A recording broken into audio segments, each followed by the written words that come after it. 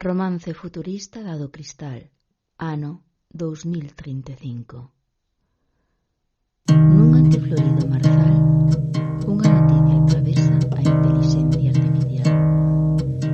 Acharon a Virxe roubada, acharon a do Cristal de Vilanova das Infantas. A folerpa derradeira cubría do permafrost mergullou entre xeo vello desaparecida.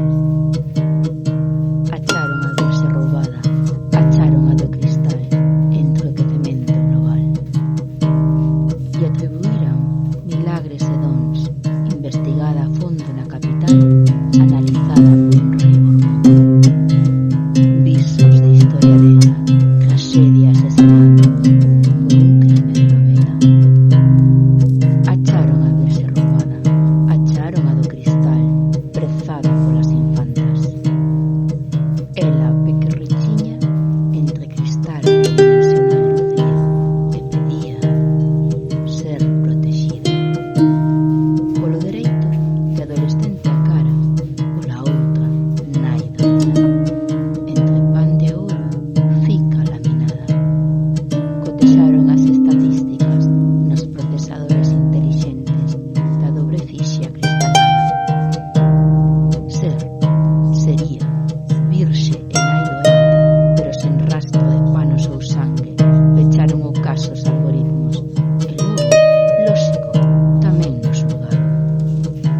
A computación digital non entendeu que despois de ser testemuña do mortal traumatismo craneoencefálico do seu pai e o trauma de operación, non quixo e xamais ser espectáculo en masas.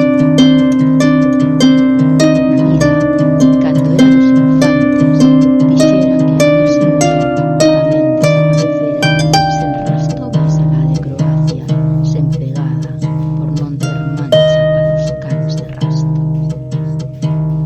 Ela, tan pequenina, nin nai, nin muller, nin coer, que a deixaran tranquila quería.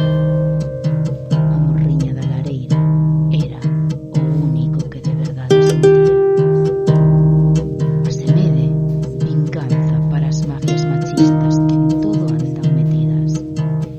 Tamén unha furna, illamento climático, como un monolito de grande que a protexera de andar agochada nun peto calquera cheiña de frío.